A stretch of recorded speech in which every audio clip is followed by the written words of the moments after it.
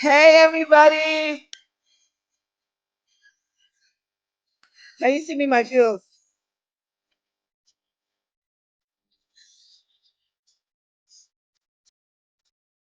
Hey,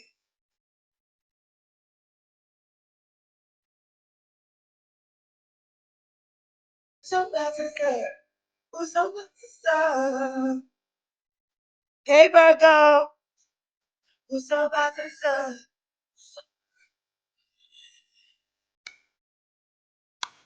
Oh, dile. Hey!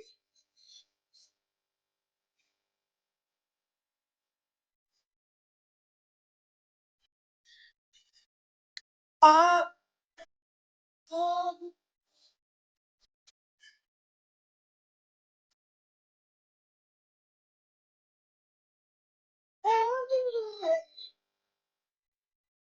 It is almost the weekend, or shall we just say the weekend has started? Because I would like to, I feel like the weekend has started.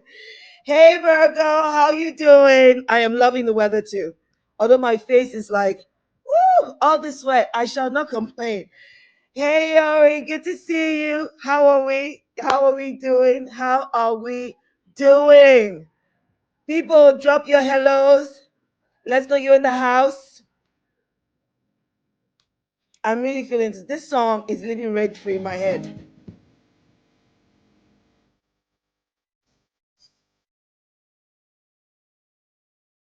Bum, bum, bum. Let's know you're here. Drop your hellos. Let's know you're in the house. I can't believe. Mm. This is another song I've come to love. Let's chill a bit before people join us.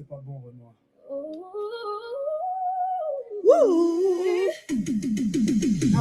Hey! Maladie! Je crois que j'ai une maladie. Je les trouve toutes belles, je les trouve toutes sexy. So sexy. That's the right attitude. Je les trouve toutes belles, je les trouve toutes sexy. Woo! Maladie. Maladie. Maladie. Je crois que j'ai une maladie. Je les trouve toutes belles, je les trouve toutes sexy. Oh baby. I am so looking forward to our chat in about what?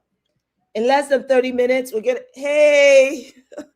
Hi to you too. How's everybody doing? As I said earlier, look, as far as I'm concerned, the weekend has started.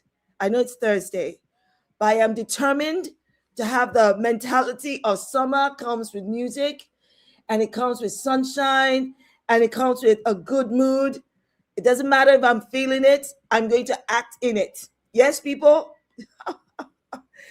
Oh, my word. Look, I'm looking forward to us having this chat in a few. So at 8:30, we're going to be joined by activists, grassroots activists. We're going to be talking to real people about their real lived experiences. I think it's going to be fire. It's going to be fire because we actually have 2 additional activists who are going to be joining us from Pulse, and they also fire. They do a lot of work online and offline. So I'm really looking for this to this conversation. But how is everybody feeling? Talk to me. Say your hellos. Drop your likes and so forth. We've got a couple of things to touch on this evening. I know it's just 8:06, right? It's mental. And everybody can hear me okay? I know. All right. Okay, so this should make you laugh at the very least. So let me start with something that's going to make us laugh, right? You know how these politically illiterate class...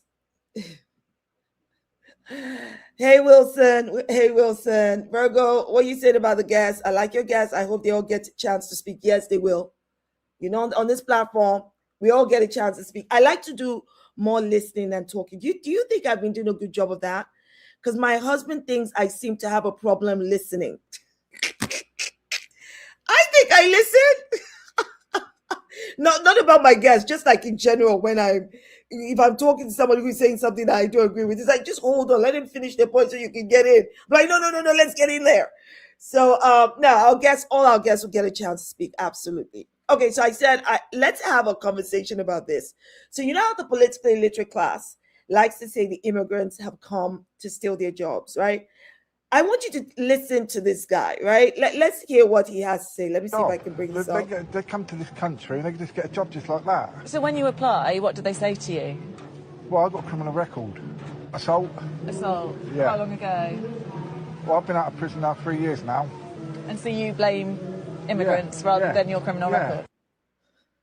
Did you hear that? Washington issue is immigration to you. This is one of the loud mouths, right? He's most definitely a member of the politically illiterate class. Blaming immigrants for not having a job when the problem is that he has a criminal conviction. And Virgo, I think you're right about that. Virgo says, I've seen that video, he's a pedo because there is this. This is the same guy. This is the same guy. And he thinks immigrants are his problem. Immigrants are the reason he doesn't have a job. No, I think being a pedophile will do that to you. I think being a pedophile, a convicted criminal, will do that to somebody, right? I think that. But when I came across this, I was like, what the actual hell? Yeah, I think so too, Virgo. I think that video is a few years old, actually. But you know what? It might be a few years old, but it's never too late. It's never too late because they keep spouting the same bullshit. They do keep spouting the same bullshit. Okay, so listen. I want to have a conversation about this. I want to have a conversation about how it appears young girls are being raised today. And I don't just mean with parents. I mean as in a society, because I came across this video and it pissed me off so much. I want to get your thoughts too. So let me play this and see if we can let me see if we can get this. Hey, come on, have it. You dropped it. You don't drop it. I have it.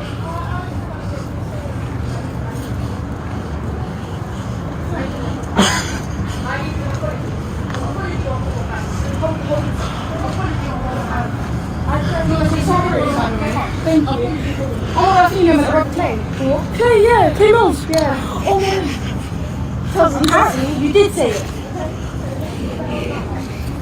Oh.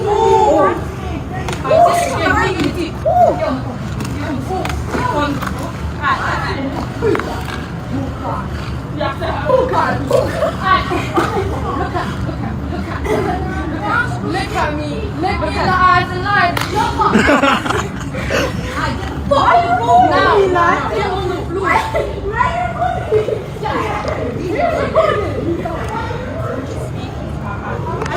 I don't want to see. Cool. You get? Yeah? So the last girl, this girl, that I don't know if she's white or Asian, she's saying to the white girl, don't speak to my man. Let me just take this a step back. I'm going to keep this up. I want to keep this up because first of all, what the actual hell is going on with these teenagers today? So we see this group of teenagers surround this girl, right? They surround her. That's not even in doubt.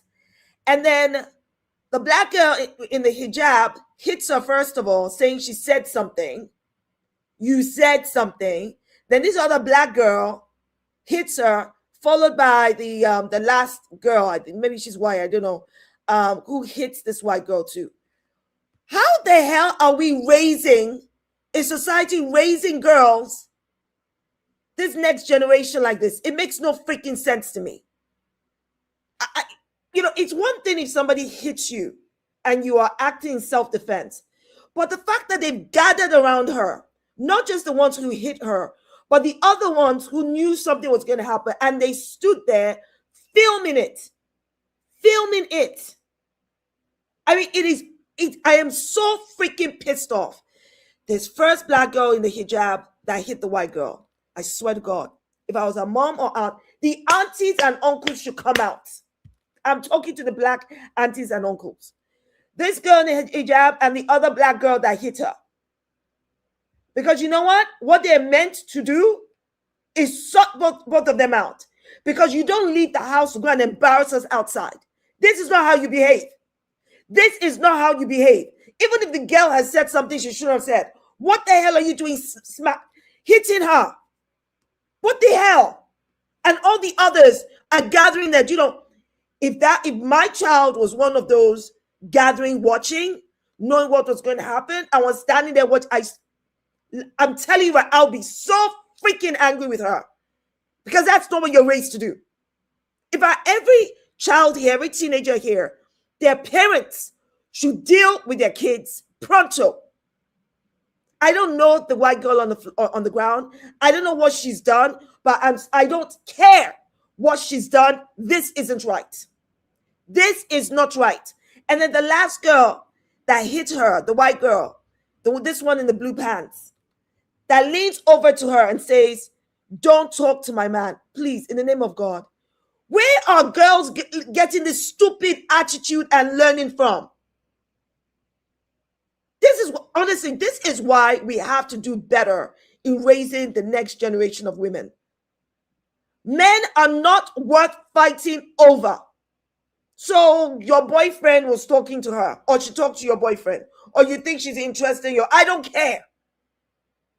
You don't go back hitting other women over a useless boy.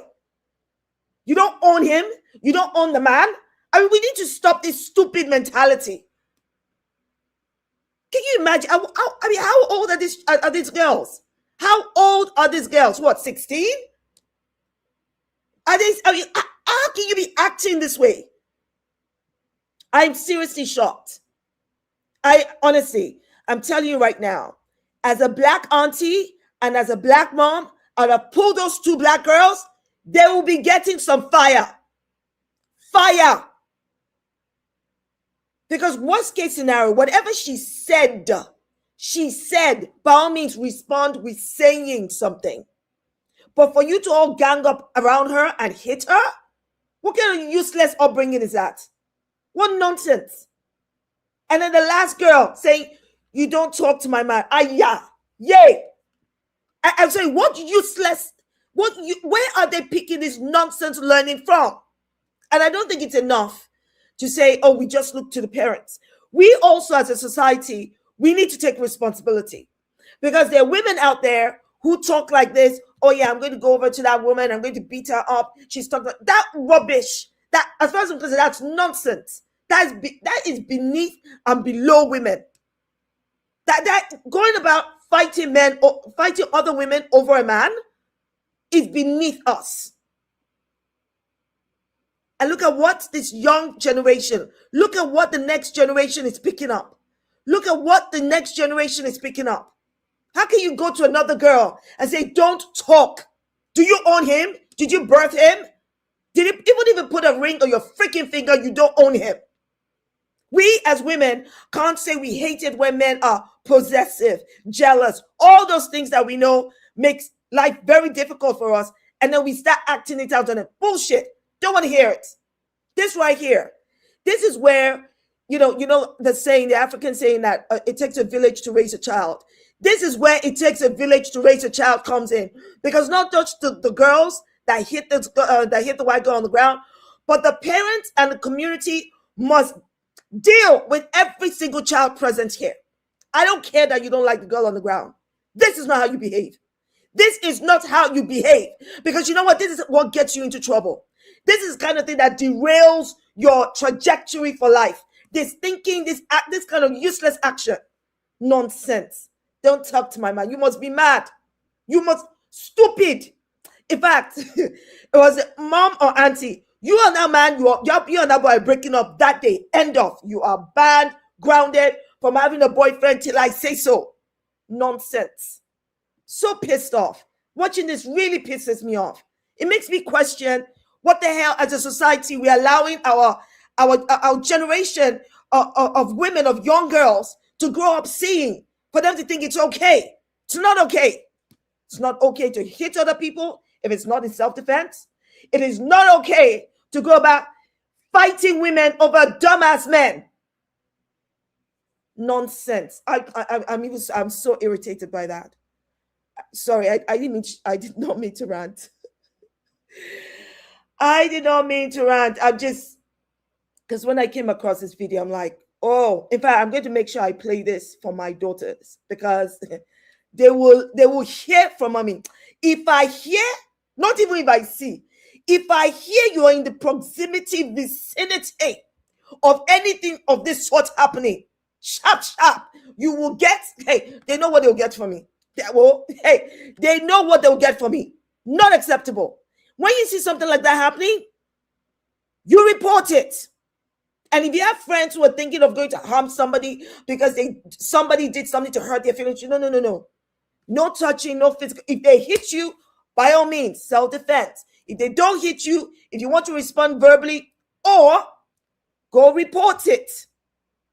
Go report it. Nonsense. I mean, that just looks so freaking bad. That looks so bad. All of them ganging up against one girl.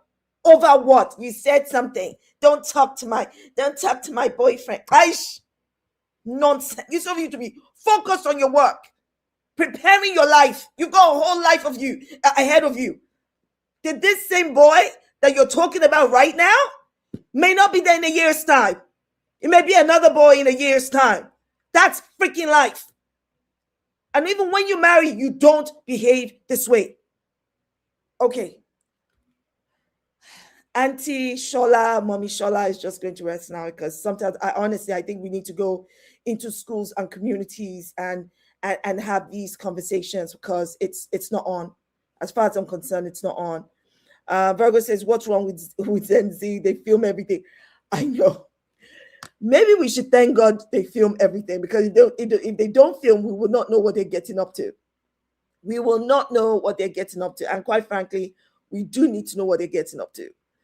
And maybe this is how we correct them. This is how we address it. I mean, with this video out now, I don't know if the police will be making, any arrests or speaking to anyone. So, because quite frankly, those girls that hit the white girl on the ground, that's freaking assault. That is freaking assault. That's the kind of thing, like I said, can change the trajectory of their life. Because what? Over a stupid ass boy? Rubbish. Because she said something. So what? People have to be careful.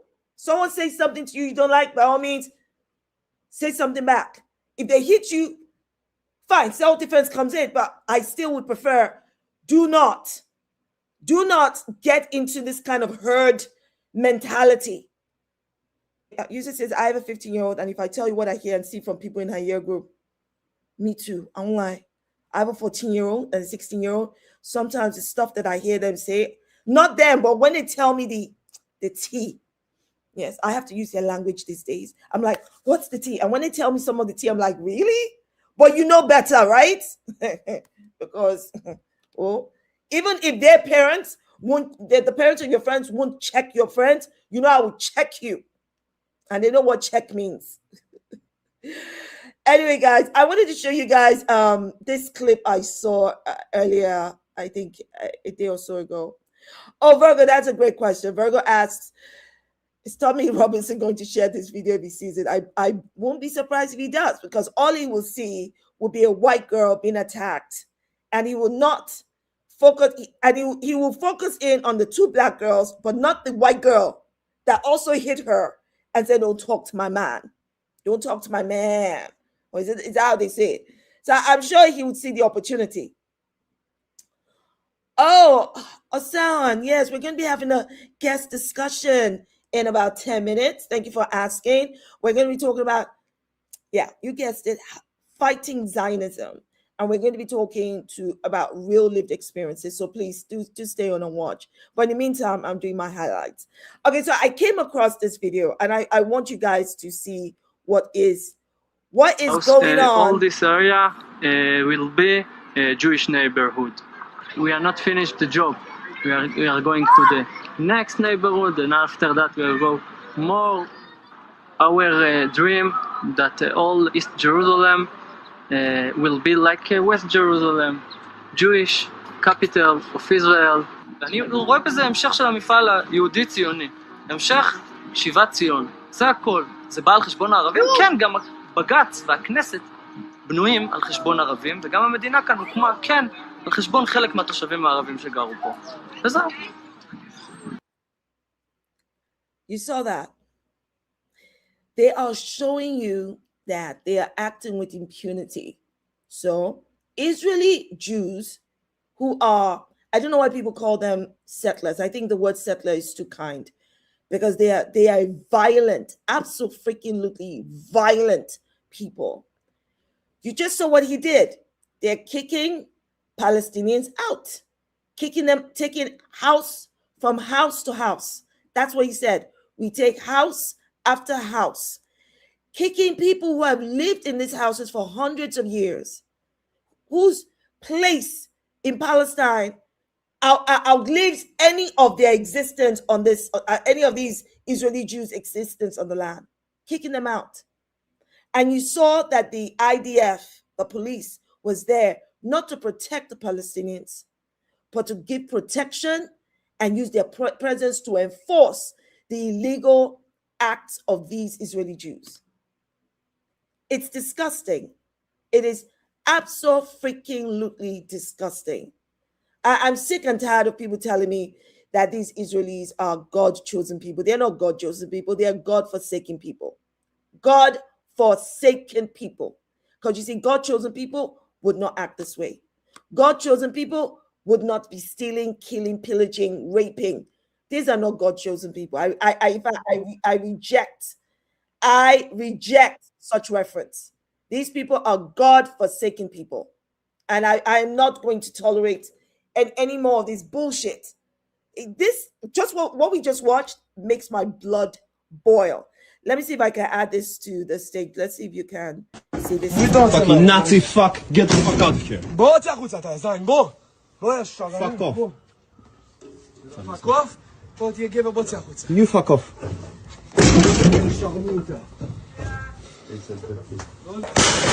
Fucking hell. שום מעלה. מעלה. שום מעלה. למה אתה זורק אבנים? למה אתה זורק לא אבנים? תפה. למה אתה זורק אבנים? תצא מהגדר שלך, יא מניאק, צא תהיה גבר. למה אתה זורק אבנים? יום שבת? צא תהיה גבר. שבס. צא תהיה גבר, צא מהגדר שלך. שבס. צא מהגדר שלך, תעיף את המניאק השרמוט האירופאי הזה. אתה, לא הוא. מי שהביא אותך, יא מניאק. אני בוא. בוא תבוא. The settler threw big rocks and tried to break into the house and throw big rocks at me, at the house, at my friends here, without any accountability. They are sponsored by the Israeli government, they are supported by the Israeli media, and protected by many parliamentarians, so they go wild. Oh my word. Oh my word. This is what Palestinians have been living with for 76 years. How the hell have they been able to withstand this level of such hate and evil? And people are now beginning to understand. I don't know why for some it's taking 3 years, but it doesn't matter. My eyes didn't get open until after October 7th. And people are now understanding. So this is why October 7th happened. October 7th did not happen in a vacuum. October 7th happened because the Israeli Jews have been committing thousands of October 7th, hundreds of genocides across decades. It makes my blood boil. Virgo says, throw hot water on them when they throw rocks, get the kettle. And then they'll now bring the police. They'll probably now bring the police and they'll burn their houses down. We've seen what they've been doing. Virgo says, I hope mosquitoes sting all those Zionists. Yep, may it hurt too. May it hurt. Watson says, simple. Although Jews are secular, they use the Bible as a weapon based on inaccurate principles, prophecies. You know, I don't disagree with that. I hate the way the Bible and the Judaic faith has been weaponized. It's something else. Sound says there's this superiority complex and entitlement. And yes, Christians globally made them feel superior too. Yeah, feel so superior as God's own people and the chosen one. I used to think that way until recently. Well, I'm glad that your eyes have opened. If I have a whole different theory on this God chosen thing, because the more I hear the Zionists use theology and also circular thinking to justify their existence on a land that doesn't belong to them, then I start to say, okay, you want to claim it's because you're God chosen people, but you don't believe in Jesus, who's the Son of God? All right, who do you think would be more God chosen people? Those who believe in Jesus, the Son of God, and through whom we are children of God, or those who don't? I mean, if you want to go down that route, of thinking, it's to me, it's beyond ridiculous. It's beyond ridiculous. The whole engagement of these lies, they keep carrying on. And that's why when I see stories like this, it upsets me so much. That's why they're murdering children left, right, and center. I don't know if you all saw the latest report from the United Nations. I was going to show it up here. I don't think I have it with me. The latest report from the United Nations shows that Israel is committing genocide, deliberately targeting children. I mean, some of these stories, it not only is my blood boiling, a breastfed baby shot in the head. They're basically using children as target practice. They're deliberately murdering children. They know what they're doing is so evil. They don't want these children to grow up and come after them. Well, you know what I think? And I'm going to tell you this right now. For every Palestinian child, they may not be watching Auntie Shola right now. And maybe they may see this in a few years' time. You have an auntie in me. And when you grow up and you're ready to exact justice, where I don't know what your justice might look like, just know that Auntie Shola will not be one of those who will act like I don't remember. I'll be using this God-given mouth of mine to remind the entire world of what brought you to where you are. Because as far as I'm concerned, there must be a reckoning on the Zionists, a reckoning.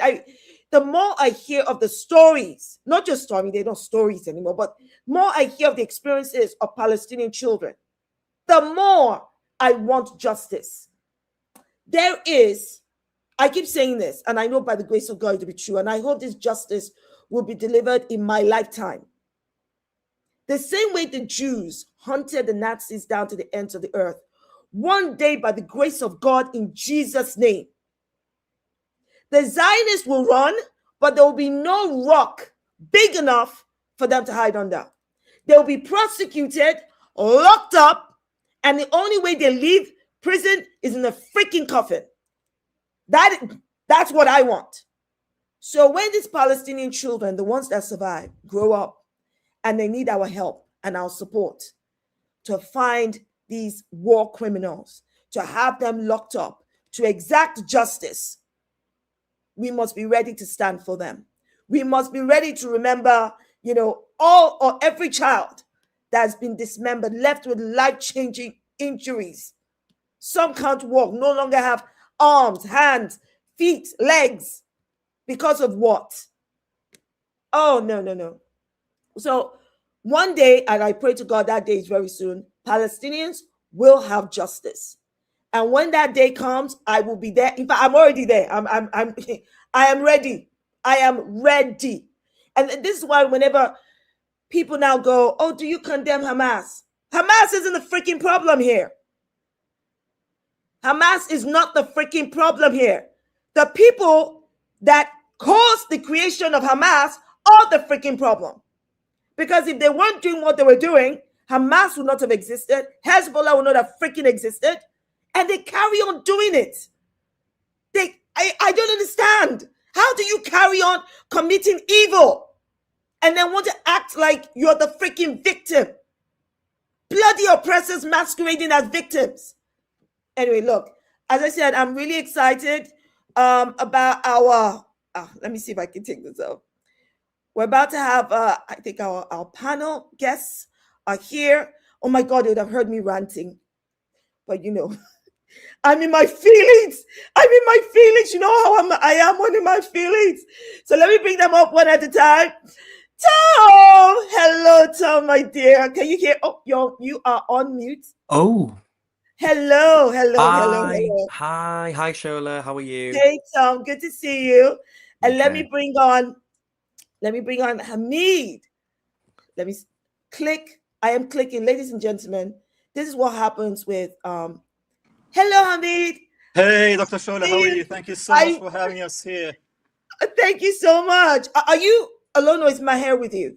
Can I see? Well, we're not in the same room. Of course you're not. Of course you're not. What am I talking should about? Be here. Yes, he is. Excellent. So I'm going to bring on Aisha. Hello. Hi, hello, good evening. Thanks for having me on. Good to see you. Thank you so much for joining us. So oh, can you see me? Hassan, can you see me? Hi. Excellent. Oh, people, can you please send some love to our panelists now? Go on, send them loads of love. You know how we are in Shola's house? We are very, very well mannered. If you were in my house, I'll be giving you some palm wine, maybe giving you some jollof rice, and then we'll have a conversation. That sounds you know nice. what I mean? That sounds good. So I know Sinead and Maher will be joining us shortly. So, she's here. Hey, Sinead. Hello. I have a dog next to me, and I have like a big towel on him, a wet towel. So if you hear him barking, he got a fight when I jumped up. He was like, "Oh, what was that?" Bark away. Hey, Maher, you're here. Good to see you. Hi, Shola. Hi, everyone. Thank you for having me. Listen, guys. Thank you so much for joining us. This is Thank Thursday. you for having us. I'm so excited it's Thursday, and I don't know why I'm excited it's Thursday. Since Tuesday, I felt it's Friday, and finally it's Thursday. I don't know what to do with myself, okay? But I think this conversation we're about to have is so important. Listen, people, for the longest time, when I say people, it's not just you guys. I'm talking to people online. They get used to my way of talking. For the longest time, we talk about institutions. We talk about ideologies. But I want you to meet the people who have lived experiences of the impact of this Zionist ideology and the Zionist institutions, who have been prosecuted and persecuted. So I'm hoping that by listening in, locking into what they're saying, we learn from them and we also get courage from them. Okay? Because this is really important. All right. So first things first. Ladies and gentlemen, okay, I'm just thinking to myself that a lot of your personal experiences are so real, some people would not believe it if you told them. Am I right? Oh, yeah. No, not in London, not in Britain, surely not. That sounds like Iran. No, we're not talking about Iran. We're talking about the United freaking Kingdom, a Zionist police state. I did not freaking know that my country was a Zionist police state. I had no idea. Do you know how old I am? I am old. So the fact that it's taking me this long to realize this, I feel like, what the actual hell? So can I just first of all start with you, Aisha? I know that you have been personally targeted by the police. You had your home raided and you were arrested, weren't you? No, so I wasn't arrested at the time of the raid, but I have since been charged. So a year and a half later, just allow a terrorist to just roam the streets, carry on caring for people for a year and a half, and then decide now's a good time to charge it. Yeah. Oh my goodness. What did that feel like when they came into your home to raid it? So it was so bizarre. It still feels like a scene from a film. My kids had been, so I have 3 children. I live with my husband and my 3 children. My eldest at the time was 11. My youngest was 3. And they'd been ill that week. So they'd been off school for a couple of days. Yep. And it was about 7 o'clock in the morning. And there was just bang, bang, bang at the door. My husband's gone down, thinking, what on earth? But you know by the knock, you know that's police. But in my head, I couldn't compute, like, why are they here? Right. So he's opened the door and he said to me, go and get my dressing gown. Because for whatever reason, he anticipated that they're not going to be here for me. They're going to be there for him. So I've turned around to go and get his dressing gown, and the officers, like, now they're just filing in. There's about 20 to 30 of them. There's others that have surrounded the house. They're at the back, they're at the front, they're screaming, armed police, stay where you are, don't move. And he's looking at me, and I went, me? And he went, yeah, you, stay where you are, don't move, da, da, da. So I was like, whoa, whoa, whoa, I want to see a warrant. So as he's passed me the warrant, I've had my phone in my hand, and he's simultaneously taken the phone and given me the warrant at the same time. And I'm scanning this warrant, looking for a name, looking for a reason. And all I could see at 7 o'clock, my eyes have, like, just opened, was my name. We're carrying out this warrant for suspected extreme Islamic beliefs. That's quote from the warrant. And support of a prescribed organisation. Now, at this point, Palestine Action wasn't prescribed, so another organisation. So Section 12, basically. And they continued this raid on my home for about 5 hours.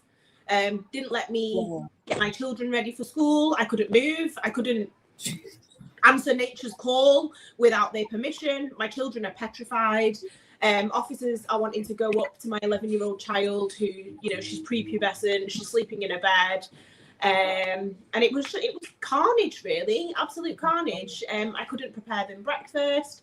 I wasn't even allowed to drop them off to school, and they only let my husband take them to school once they'd searched the car, which was just insane. And the things that they took were things like books, artwork, electronic devices, just ordinary things that allow me to create art and to live life. Really, I enjoy reading. I didn't have any illegal or banned books, which I think everybody should buy banned books. But yeah, it was absolute insanity. That sounds so freaking scary. And I suspect that that's exactly what they wanted to achieve. Of course it is. They wanted to scare you, scare your family, intimidate you. That's absolutely insane and so wrong. The way especially when the kids are sick as well. Sorry, did I interrupt someone? No, especially when the kids are sick as well. Like, you know, yeah, because in that it was. I told them that, and I vape, and I went to have a drag of my vape. You know, stressful situation, and they're screaming at me like, put it down now. And then it dawned on me. I realized, I thought, oh my god, they think it's going to explode. They think it's going to explode. That's why they're reacting the way that they're reacting. Because when my husband said, what if I go get a new one out of the box and open it in front of you? Can we have that? I went, yeah, that's not a problem. And then it dawned on me, like, why they're acting the way they're acting. And I thought to myself, this is insane. Yeah, it was purely to terrify us. They had a female officer who told me she was a family liaison officer. And I've explicitly told her, I don't want you to speak to my children at all. She wasn't a family liaison officer. I later found out, and she tried to ask my children, you know, what school do you go to? Just questions, trying to pick conversation. And then she said she needed to use the bathroom. So I said to her, there's 2, you can use whichever one you like. And she said, no, it's okay, I'd rather go back to the station. And I said to my husband, so that's really strange, there's 2 bathrooms there, and she's refused to use either of them. And it was because she'd gone and made calls, welfare concern calls, to my children's schools. Yeah. No. Yeah. So I bet you had to answer some questions with your children's schools too. Yeah. That is so wrong. I mean, just to the other panelists, how much does this resonate with you? How much does this resonate with you? Yeah. Tom, I know you've been arrested and charged a number of times now. Yeah. No, I mean, I just wanted to say I'm so sorry, Aisha, to hear about your experience, and I just also wanted to say that I wish I was surprised. No, to be honest, same. I'm not. Yeah, it doesn't I'm not. surprise me at all. You know, this is where we're at, isn't it? And yeah, I totally get it. Like in the sense that, you know, it's you are treated like a criminal, you are treated like a terrorist when, you know, you're clearly not. And it's all very, very dehumanizing. Yeah, Isn't it? absolutely. Yeah, it is. It really is. And that's the point, isn't it? Terrific. So Tom, tell us your experience as well, because oh my God, you have not had it easy. At what point did you realize that your political activism was being weaponized against you by the very institutions that are meant to protect you?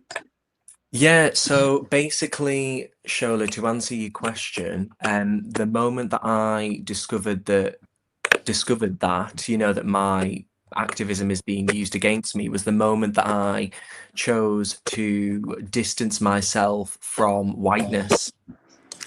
And I chose to not align with the institution of whiteness, which I believe is part of the reason that all of this kind of huge amount of backlash exists for pro-Palestine activists in the UK. I've been arrested 6 times. I'm not a criminal, by the way. I just can't stand watching kids being burned alive. That's literally my crime and my motivation back then and still now. I have 2 outstanding court cases. Yeah, it's just you almost get used to it. It's really, really sad, to be honest. You do almost kind of get used to the kind of insanity, the repression, it's obviously always the same 2 core accusations, you know, terrorism or anti-Semitism. It's, you know, it's like kind of a script almost at this point. And, you know, those 2 accusations have kind of underpinned the core of all of my arrests, all of my court cases, which the vast majority, you know, of which have been dropped. Like I say, I have 2 outstanding, both for anti-Semitism. Yeah. I mean, it has to be so enraging. I'm listening to you and I feel enraged. In fact, the first time I met Tom, a sweetheart, I'd not met him in person before, but this was when I was interrogated by the police. And I just come out of the station, and Tom, who, as I said, we had never met before, was out there with 2 other fellow activists to just come show support, which I thought was so incredibly sweet, really, really, really sweet. And it's amazing to me how the solidarity and community being built against Zionism is actually doing more to bring us together than, you know, whatever it is they were thinking to divide us. Instead, people from across different backgrounds, you know, across different divides are united in children must not die. Genocide is wrong. This country must not be complicit. And I think that's so important. Hassan, I mean, let me ask you this, because I come across your content, and Hassan is very outspoken. You guys, you should follow him. You are Palestinian Jordanian, right? Yes. And how does it make you feel? Because I don't think people ask British Palestinians these questions at all. I am so sick and tired of the constant, but how will British Jews feel? How will British Jews feel? Me. I'm like, I don't give a rat's ass. I do not care. Do not ask me how British Jews feel. If they're not the one pulling the trigger, what the hell are you asking me the question about British Jews? Why are you centering British Jews in the pain and suffering of Palestinians? I am not going to fall for that. Now, if I am thinking and feeling that, how are you feeling? Every single time. Thank you. So basically, but now I'm in Jordan, by the way, visiting my family, and I grew up between Jordan and Palestine, and we have additional. I'm supposed to visit Palestine, like home as well, but I couldn't this time because every time we have to go and cross the bridge from Jordan, there is a new, a new restrictions, a new issues that would allow me to not to even go back home, and I haven't been home since COVID, which basically tells you years after year different procedures would allow limits my visit. And at the same time, I moved to the UK 3 years ago, and it's really surprising how when I move around, I as much as I love to see the solidarity around people, but at the same time, I'm not gonna lie to you, like as a person who's been always an activist and a person who's an outspoken around different justice issues, it feels really ridiculous when I moved to the UK around that kind of like I had really more fear than living anywhere else, which basically, other systems are in a way or another. There is lots of authoritarianism in our region, but then you come to the UK where they sell you this kind of democratic places, or the places of these kind of lies that we see every day. And and I feel, as I say on my social media, every day there is more hate, every day there is more you see it on Belfast recently, you see different places. There is and I feel, and I understand when these things are systematic, and I understand when government try to push certain agenda and stop another. And I can see that this kind of rights and this kind of anti-Muslim hates and anti-Palestinian hates are not coming from nowhere. They are coming as a response to what you see in terms of solidarity for Palestinians across that you saw in the past 3 years. So that's it. Thank you. And also thank you so much for hosting me. I'm just starting backward now. No, I'm so really, really grateful that you and everyone on here is available to be able to have this conversation. I think it's so important that we do this. And there's a reason why they don't put grassroots activists like yourselves on mainstream.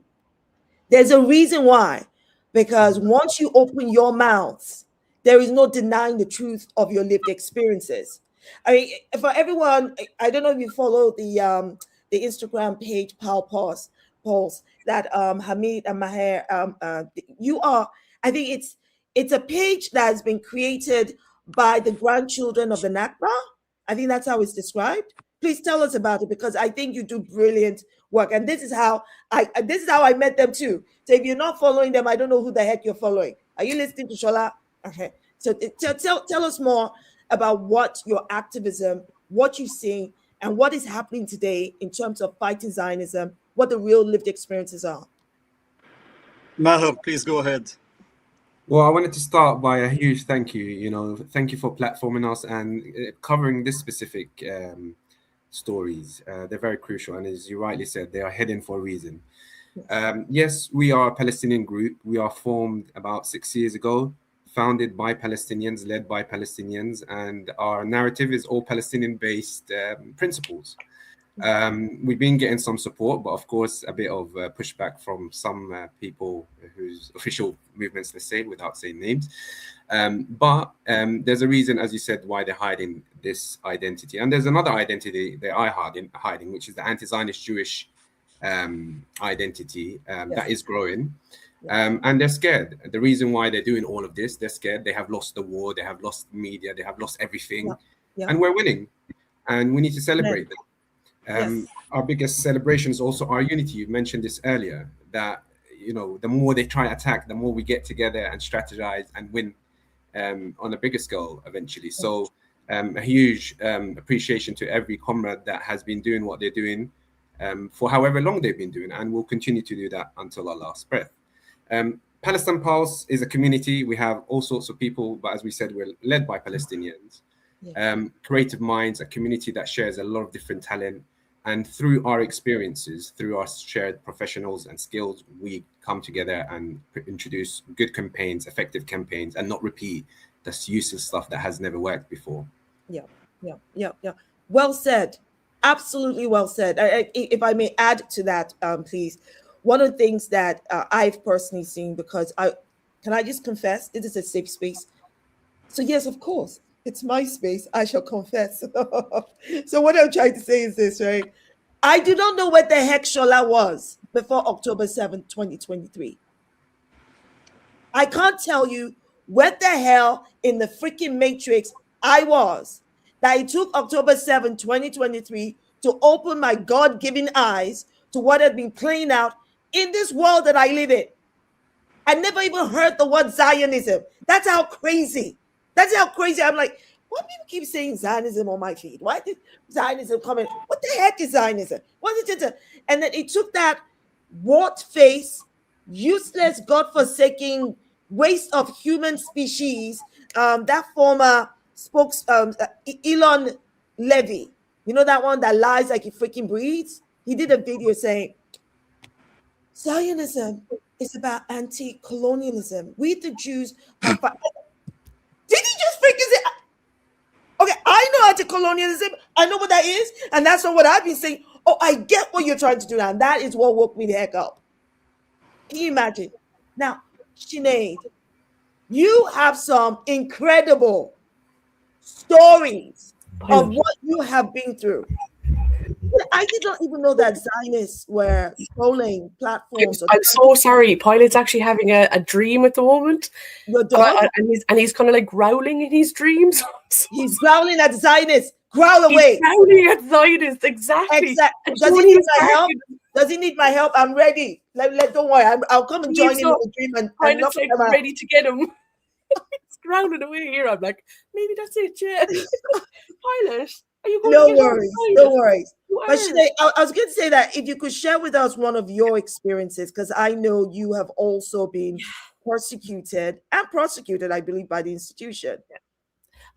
In multiple different ways, yeah. But like, I suppose, like, for me, I always put the Palestinian people first, as in their voice, their, you know, like, as in it's not anything I do, it's for to like. So the way I look at it is, right, the way I see it is that Europeans have, and no, like, everyone talks about focuses in on Britain and they focus in on the UK, and rightly so, but Europeans have a responsibility as well. Like, as in we, like, I know Irish people, obviously, you know, were colonized ourselves by the Brits, but like, for me, I'm like, I woke up in 2023 as well. I was completely woken up, like, and for my whole life, I always wondered what the injustice was. You know, I always knew about capitalism, imperialism, you know, colonialism, everything like that always existed in my mindset.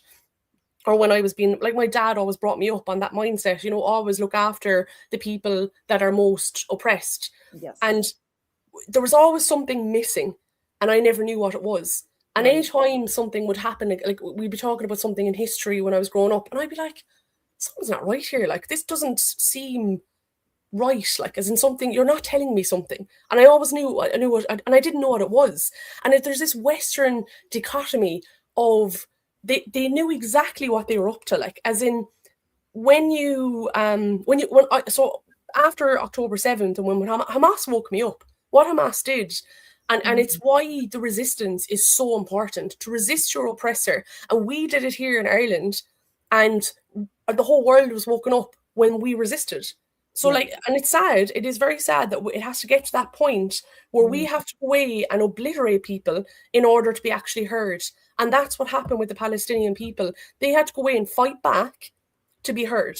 And that's so wrong. That is so wrong, that people actually have to lose their love and in their hearts and fight back in that level of resistance to, you know, to actually be heard, heard in the world, and actually for people to actually take action. And that angered me so much when I heard about it. It was actually, I was teaching a climate action group in a secondary school that I was in.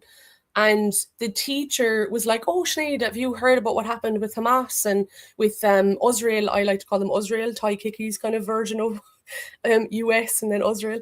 Taking a snippet of Thai Kickie there. Thank you, Tag.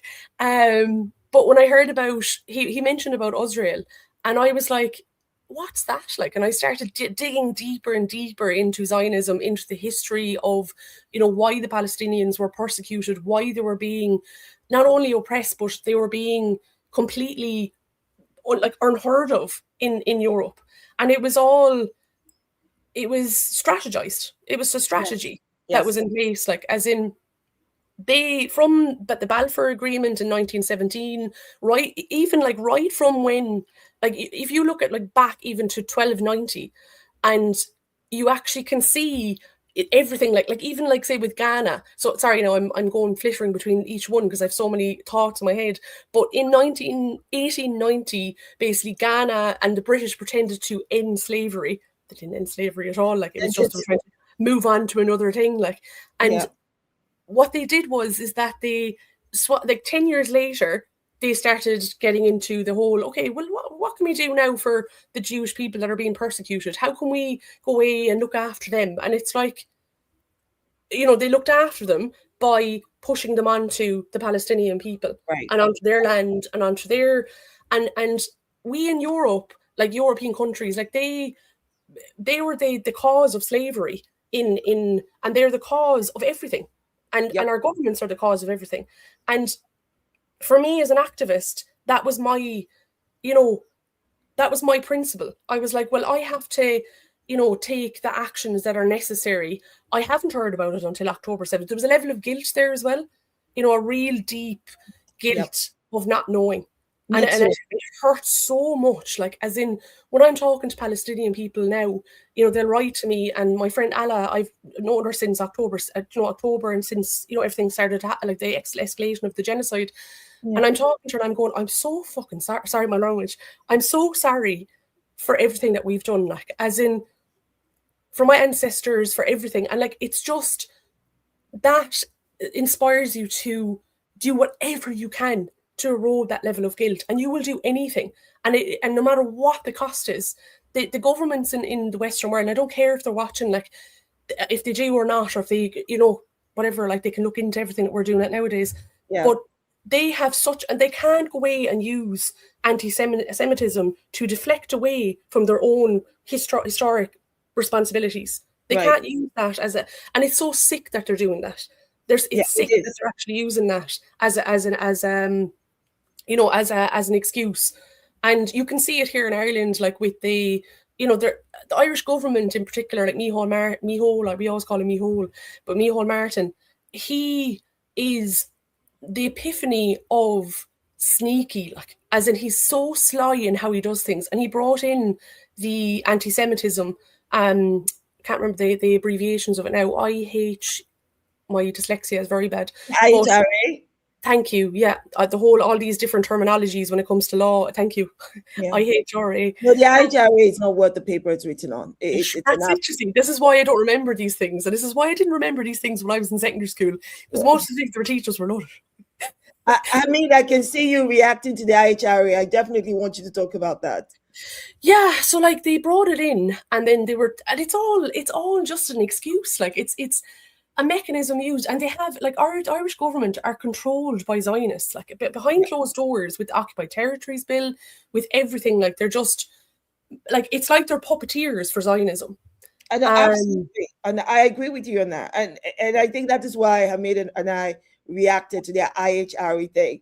Hamid, if you can just come on, because I remember in December 2023, the Daily Mail did a hit piece on me because this is December, by which time we knew about 7,000 Palestinian children had been bombed to death.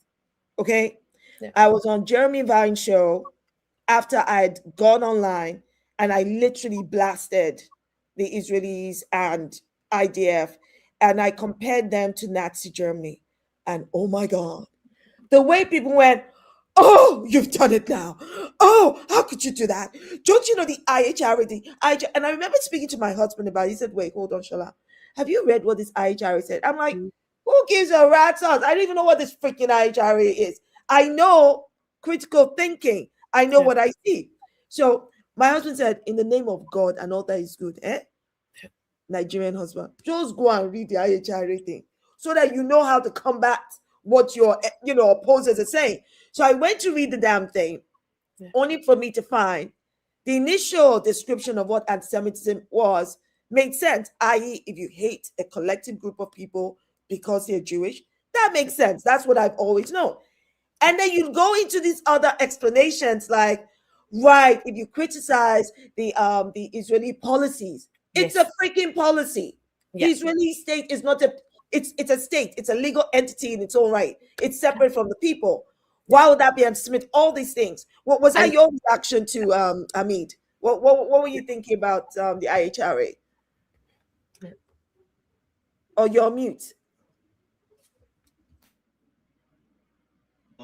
Okay, yeah, I can talk now. Thank you so much, Shola. To be honest with you, it's like much deeper than that with the IHRA, because even if you go on their website, the definition we're talking, the IHRA working definition of anti-Semitism, right? So anti-Semitism is hatred of Jews because they're Jews. That's it. Yeah, and that's what every anti-Zionist Jew would tell you. It is hatred because they are Jewish. Full stop. Because of their religious background. Now, the IHRA working definition of anti-Semitism, and notice the word working definition. It has been a working definition since 2005. It was devised in 2005. Still, it's not complete. It's a working definition. Now, the funny thing is, if you go on the website, it says it's not legally binding. So why are people treating it as law? It's not legally binding, and they say that to you. It's not legally binding, right? And even more, if you look at it, it was designed initially to kind of monitor, and that's exactly what it is, to monitor cases of anti-Semitism in Europe, full stop. So it's nothing that the US needs to know about, because it is a monitoring system of anti-Semitism. So it's like a logging system. It's not a legal, it's not a law. There is no legal weight to it. But it has been pushed. It has been pushed by Zionists and by their puppets in the West. There is just so much to talk about the IHRA. So, for example, the body that actually designed it in 2005 did not adopt it. Can you believe that? It was not adopted. And I think in 2007, because it was replaced by another body, I'm sorry, I can't remember the name. I think 2007, they dropped it from their website. The reason is, it's controversial and it's against the freedom of speech. Can you believe that? But still people are following that because they're pushing it down our throats. Okay. Now we need to know the history of this, why it happened, how it happened, all these, kind of steps. Even more. The main co-author, Kenneth Stern, he said that it's basically not to be used to clamp down on freedom of speech, because that is exactly how it has been used. So you can see all these steps, and then they're still trying to make us believe it has any legal weight. It's basically, it's not worth the ink it's written in. And as you said, they have 11 examples there of anti-Semitism, which we all agree that anti-Semitism is hatred of Jews because they're Jews. Now, for them, they give 7 examples, as you rightly said, 7 out of 11 examples that conflate anti-Semitism or hatred of Jews with the state of Israel. So make that make sense. I mean, it's very obvious. It's political. It does have no legal weight to it. So we need to stop talking about the IHRA as if it is a standard. It's not. It's not a standard. It's nothing. It's like they're using system that was designed for a certain role. If you start making that into something else, then basically you're just confusing everybody, and that's how they play it. They confuse you. They confuse because they don't read. Do you know on that, actually, it's like they use the Judaism and Jewish people as a shield to cover up the Zionism from behind. So it's like they're, in like, say, if you even look at any of the pop culture in the 90s, and that's when I think because I'm 37, my generation would have been brainwashed into thinking, oh, Jewish community, IDF, even like with Friends, if you look at Friends, right, there's a snippet with Friends where Chandler is literally on a date with an IDF soldier. So they have Ross there, Monica as the Jewish, two Jewish people, and then they have the IDF soldier being brought in, and they'll bring in like little bits of that in throughout all of the, Americanized British, particularly British and American. I've been researching how they've been brainwashing us, over the course of the last. They've used art, they've used movies, they've used music, they've used stories, and I think for a lot of us, we didn't see it at the time. I mean, I'm clearly seeing it now, but I do have a question for you guys, because I think it's so important to hear all of your, first of all, your personal take on these things. And I mean, what you said about the IHRA, as far as I'm concerned, is spot on. Because the IHRA in the UK, or should I say the Zionist lobbies in the UK, definitely try to force the IHRA down our throats. When the UK Lawyers for Israel, they raised several complaints about me to my regulator, several, and they kept quoting the IHRA. They kept quoting the IHRA. And even I went, by this time, of course, I'd read the IHRA. I'm like, this is nonsense. In fact, they made a point of saying to my regulator, we note that you have not signed up to the IHRA yet. Even the United Nations is not signed up to it, but it's not legally binding. Let me ask you guys this.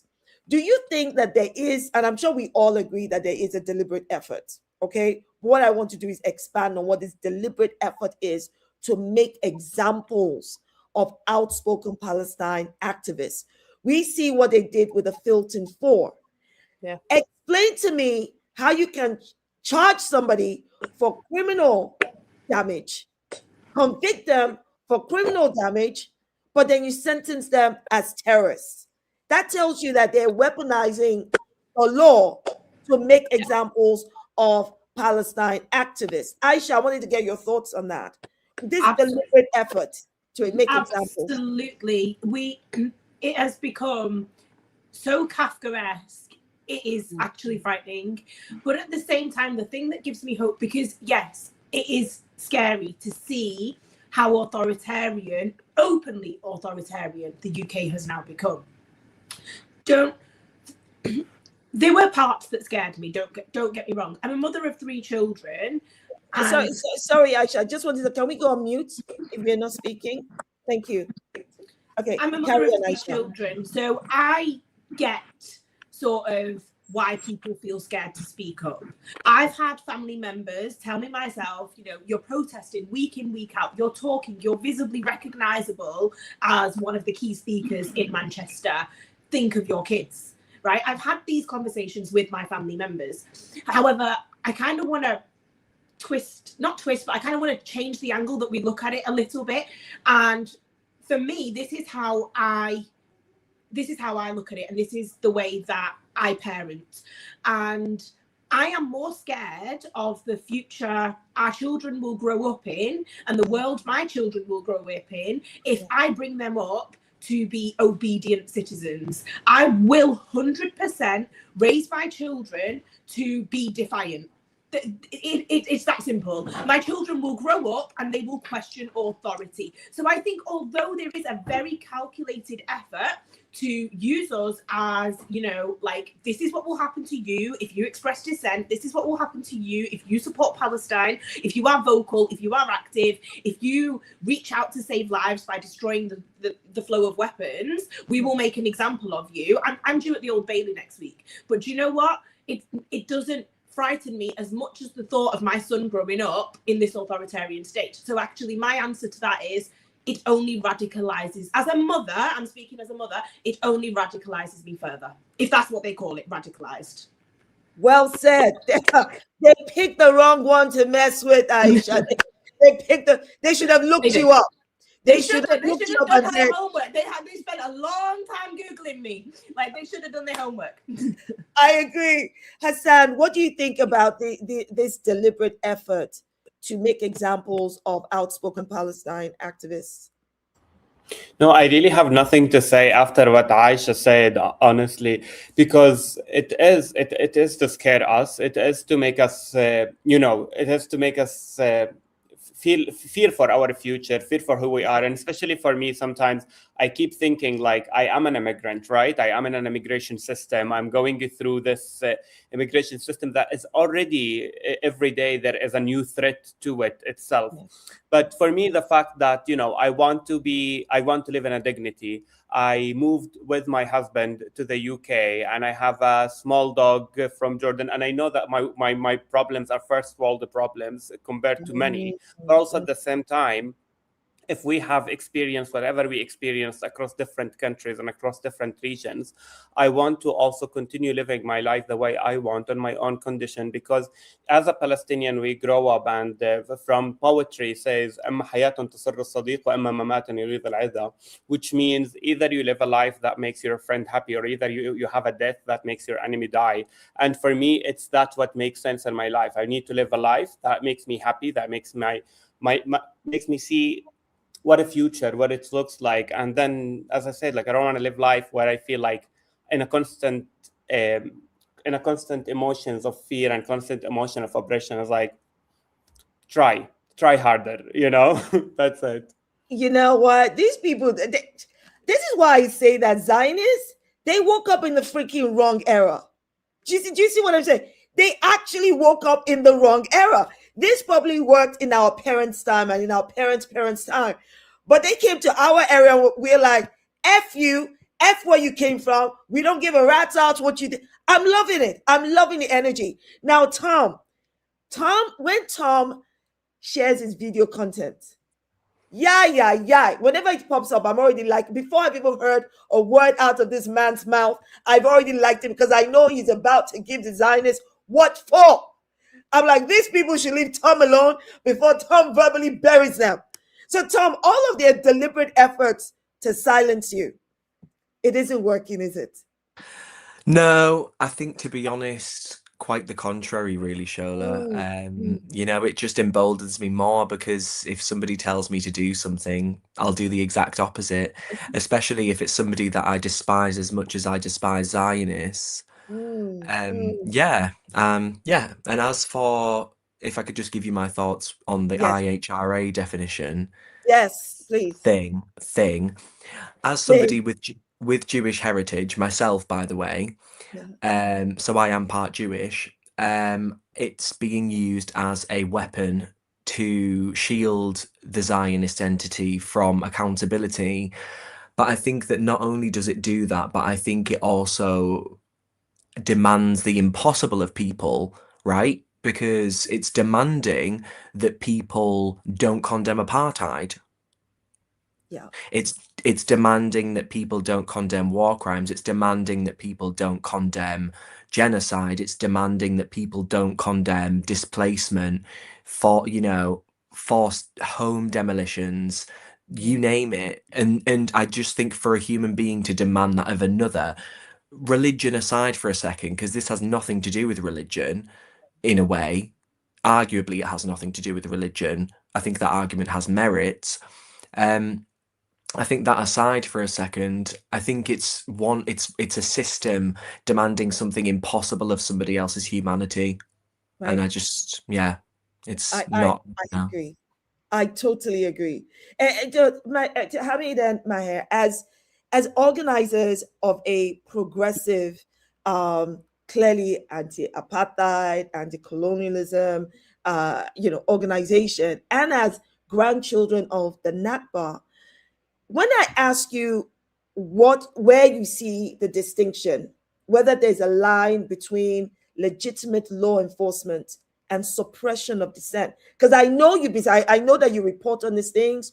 I know you report on how protesters are treated. I know you report on how people in different countries, especially those who are pro-Palestine, are being treated, across the world, and you report on these things. Where is that line between legitimate law enforcement and suppression of dissent? Or do you think there's no line anymore? That's a very good question. There's obviously a deliberate conflation for a reason. Now, it's true to say that the IHRA definition is not law by Parliament, but most political parties, Labour, Conservative, has adopted it as their definition of anti-Jewish hatred. And one important point we need to take out the IHRA, there's many stupid stuff there, but one big one is the criticism of the state of Israel. So technically, any anti-Zionist is an anti-Semite in their mind. Yeah. So if you criticize the actual existence of the state of Israel, you're automatically an anti-Semite. And that's why where this anti-Semitism comes and is supported by these governments is because the parties genuinely believe in their mind that it's anti-Semitic to just criticize the state of Israel or not believe in Zionism, for example. The deliberate conflation, there's many reasons why, but one actually argument that really puts him down is the reason why the state of Israel was created as a Jewish sort of safe haven is because at that time when they were talking about this vision, obviously there was something going on in Europe that has nothing to do with Palestinians. And they said that they needed this because to escape the genocide, to escape where they were going through. And now Europe is probably the safest place for Jews. Is they get good representation and protection, as we all have seen. And therefore, the state of Israel should, dissolve.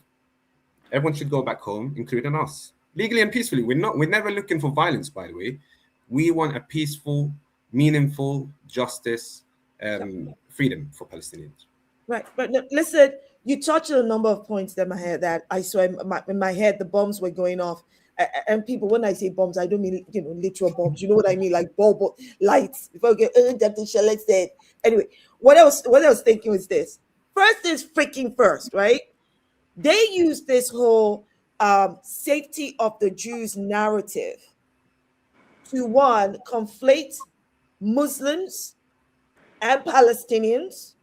And then all the other stereotypical words to make it look like Palestinians and Muslims worldwide are the enemy. It's deliberate, absolutely freaking deliberate.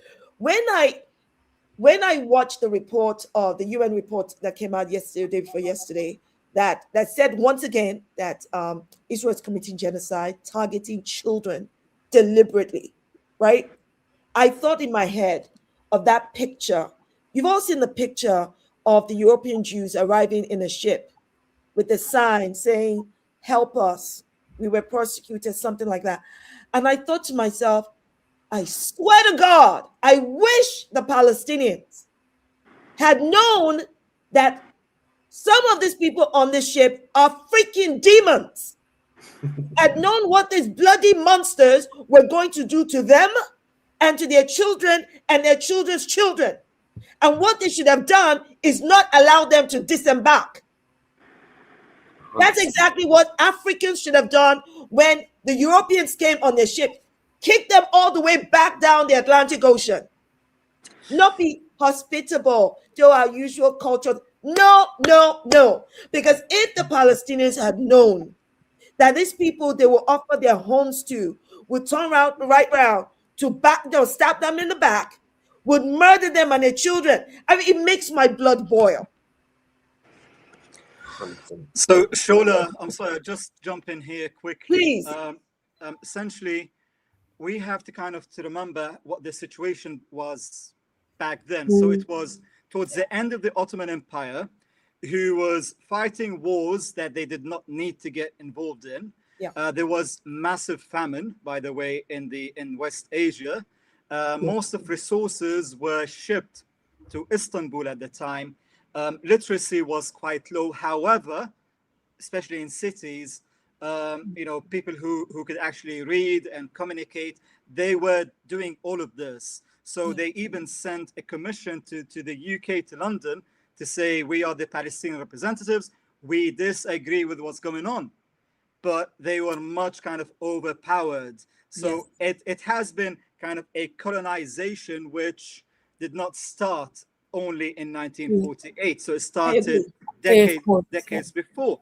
And Palestinian revolted. I'm not sure if people know, there was the massive or the big revolt of 1930, which happened in Palestine. So they're trying to push away these, and I won't call them settlers, they are called invaders. They push away these invaders because what they have seen, what they have realized is that they are here to take the land. Yes. They started to occupy the land, not allowing Palestinians to even work with them, on the land that they occupied, or the land that was basically bought by the Jewish National Fund at the time. So it's quite complex. However, Palestinians did try. Again, the political situation and the social situation, with many of the young men being shipped to fight on behalf of the Ottoman Empire back then, it just depleted a lot of their resources and energy and the money as well. So I totally agree with you. But again, it's our kindness as brown and black people which allowed the invaders to come to us. You know, we opened our houses. Yes. Because we're kind, yeah? We look after our own guests. Of course. And I'm sure many people here would agree. And this is what they did. Exactly. Exactly. And this is why I say, there was a time I did a video, and I think this was when that bloody evil demonic monster Ben Gvir had succeeded in passing that news law, the one to hang all the Palestinian detainees. And I was trying to explain to people, do you realize that even the Palestinians have not even been fully prosecuted in a court of law? Because there are thousands of Palestinians who have not even been charged and are being detained. That you're saying that Israelis can go and kill them with no grounds for doing so, with no probable cause. I was so shaken to my core by it. I was shaken to my core that this is happening in our time. And I had to ask the question, what the hell did the Palestinians ever do? It's not the Palestinians who committed the Holocaust on Jews. It is not Muslims who committed the Holocaust on Jews. It's not Black people or Arabs who committed the freaking Holocaust on Jews. It was white people and freaking Christians. So what the hell are Palestinians having to pay the price? This is disgusting. Yeah, exactly. It pisses me off all the time. And I think for some people then come on my mentions, these dumbass people who don't know who they're talking to. They tell me that, well, do you know there's a place in Palestine called, what's the word? It's the ABED or something. And that's what they call Black people. I said, you know what? You better kiss my royal black child, you dumbass. Well, what are you saying to me? Yeah. So because there's a name, so are you listening to yourself? You forget that I am also an African freedom fighter. I come from a generation and a people that had to fight the freaking colonials. They had to. That's why when I hear the question, do you condemn Hamas? I think in the beginning, because I did not even really understand, I just thought, oh, this is terrible. You know, it's awful that these innocent people died. Of course, I still feel it's awful innocent people died. But I knew nothing about Hamas, and I knew nothing about Israel. But at the same time, something here at the back of my head, ladies and gentlemen, right here. And when it starts happening here, it takes some time, but it finally gets. I said, but something doesn't sound right here. Something is missing until I finally clocked onto it. And I just thought to myself, hold on. If you ask me to condemn Hamas, you're actually asking me to condemn the enslaved African Americans. You're asking me to condemn the Haitians. You're asking me to condemn the African freedom fighters. Yep. Hell to the freak no. Because God knows if I was alive in that time, I would have been amongst them. I'd be like, where's the freaking machete? Where's the gun? Let's go. Today we'll enter the same freaking trouser. Because the more we see, I mean, I played a video before you guys came on about Israelis treat Palestinians every single day. The stories we see of women, men, boys being raped. Yeah. Oh my God. Homes being demolished. No justice. I listen to the Palestinians on here, Hassan, Hamid. Look, guys, I don't understand how Palestinians have been able to sustain or live in this existence. I know you've been fighting back, don't get me wrong. I know that. But the more we learn every day, the more, even as I'm speaking to you now, I'm getting goosebumps. Because it is infuriating. And for you to experience that, and for those of us outside Palestine, we are observing outside and watching our own government. The same governments that proudly say, we are the country of democracy. We're the country of the Magna Carta. We are you dumbass, useless, evil, political prostitutes. That it takes somebody, as long as it's for their political gain, they don't care about democracy. Look at Keir freaking Starmer. Two-faced, lying political prostitute of the highest order. This is what I'm talking about. How do we have politicians that will say it is okay for children to be murdered? How? And this is why I say we need to do better. It is, yes, it is right for us to go on the streets and march and demand that don't be, complicit. What I want to know is, who are you going to vote for? Andy freaking Burnham is another bloody Zionist. Yep. Am I lying? No. That's just another tie. I know we make all this noise. The next general election comes on, and you know what some people are going to do? Well, you know, the small boats are really the problem. These immigrants, and then the NHS, and they can't see how everything intersects. They don't understand or can't see how the rich and powerful with the political elite, Zionists, white supremacists, fascists, all work together to create the system. Yeah. Palestine isn't there. Palestine is here. Yeah. And what they've done is they've created a polycrisis to distract away from people are living with cost of living crisis. They're living in housing crisis. They're, you know, and I think that's where they've done it so strategically that they've been planning this for a very long time. A very, very long time, I believe. And it's scary to me, like going back there, sorry, I'm trying to keep track of everything. My long COVID is like, oh. But what's called it? It's the beauty of the Palestinian people, despite being pillaged and the depravity and the, you know, as people said it, there's no words to describe like this level of atrocity. Like it really isn't. It's beyond sadistic. Like, and it's the fact that, you know, there's that level of depravity and sadisticness, but yet the Palestinian people, like you know, like what we've heard there now with the two Palestinian people in particular, mentioning and talking about how much they can understand what happened and in the 1400s, the 1600s, and everything else that happened to the Jewish people. There's that level of compassion, and that's what I fell in love with. Is that, you know, despite everything, you know, their culture, your art, everything. Like, I just fell in love with everything about Palestinian people, and you know, you can never get rid of empathy. You can never get rid of love. You can never take that. And I think that's where the hope is. You know, as in, it's like, I've spoken to activists there now from Palestine, or not from Palestine, but Defend Our Juries, and they're like, Sinead, like, I just can't do this anymore. Like, as in, after the verdict that came out, they're just like, I just can't. Like, and I'm like, I completely understand you. Like, as in, there's times where you go through this kind of wave of, can I do it? Can't I do it? And that's what they're doing to us. You know, they're taking that humanity every single time from us. And it's so, you know, and then you see, like, you know, like there was a Palestinian after being released from a prison, and he would just collapsed onto the ground there recently.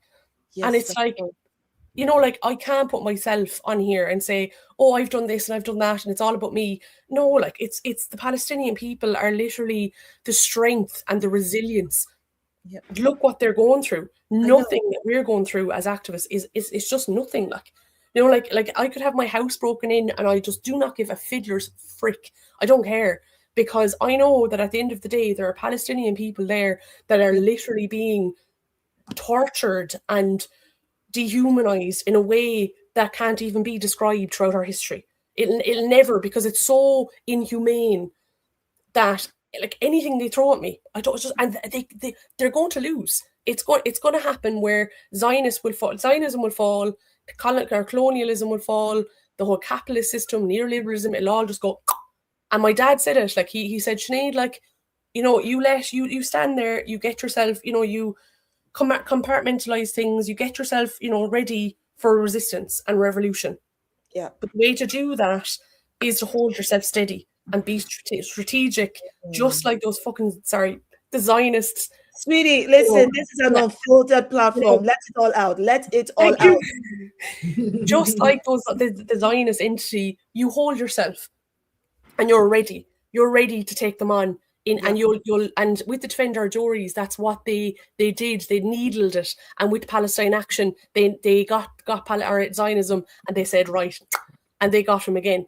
And it's about holding ourselves, and we could become so, you know, there's that level of rage, and it's suppressed by liberalism. Liberals suppress it, and I find that for the last number of years, it's that's been frustrating me, as well as a Zionist attacking me. You know, if I wear my pin, my Palestinian kofia, it's that level of whiteness that still, as Tom, you mentioned it there, like that level of whiteness that still exists even within the pro-Palestinian movement that they don't even realize. And you know, they'll make up excuses. And actually, I think it was my name's now with my dyslexia, but with the cannery, she's your colleague, Tom, but she mentioned it, that level of whiteness that still exists within Annika. Yeah, Annika. Anika? Yeah. Annika, yeah, thank you. Annika mentioned it, and she said, you know, there's all this fakeness of, oh, I support the migrant people, and I support, you know, the Palestinian people. But to support the Palestinian people, to me now at this stage, with nearly 4 years into an escalated genocide and a Holocaust, second Holocaust, you need to start proving that. You need to start actually waking up and saying, actually, hold on now a second. I can't just go to those marches, those protests every single week. And I'm watching all of the activists saying this. They're all starting to have that realization that it's not enough anymore. You know, all these things that we've been doing, like, say, boycotting, they're like things like recycling. We should just naturally be doing those things. You know, going every week, like turning up at a protest, it should just be natural. It's not like, and people are making excuses. Like, I've had one activist who called me a queen activist because I was trying to call her out and say, well, actually, can you do more? Like, as in, are you able to give more? And I know you're going through a public crisis and I empathize, but can you give more? Because we need more now. You know, we need those activists that have the heart. You know, the people that are showing up to those protests, they have heart, clearly, but they need to start stepping up. And we need to start stepping up for the Palestinian people, because, you know, like, it's, sorry to keep going on, but like, there's an ethnic cleansing now. You know, it's gotten to that point where, you know, I'm panicking. Like, I'm waking up and seeing more and more coming out on Instagram and on, you know, and more mechanisms that they're using, like, say, with the tech, with technology and TikTok, and they're starting to strategize with technology now as well and use that against us. Yeah, they're trying to silence our use of social media. Yeah. They're doing that. It's like a game of chess. You know, you're trying to constantly be 2 steps ahead of them. And in order to be 2 steps ahead of Zionism, you need to start, like, the biggest thing we have is our community. Our sense of community, and if we lose that, it'll all just go and we'll be gone. And we need to rebuild that. Like, there's a lot of activists now that I'm talking to that have been pissed off because I've basically spoken out and I've said things to them that they don't like, and that's fine. You know, it's all right. You can get angry at me, that's fine. But at the end of the day, I'm trying to change things for the Palestinian people. You know, I'm trying to think of them first, because they're going through the worst atrocities. And you're there living your privileged life with your car and your house and your family. You know, you're lucky to have all of those things. Like, as in, I even consider myself lucky to live in this tiny little apartment with 2 others, you know, barely able to scrape by with €10 a week. Like, you know, I find myself lucky. Like, I'm lucky to have a roof over my head in comparison to what other people in other parts of the world are faced with.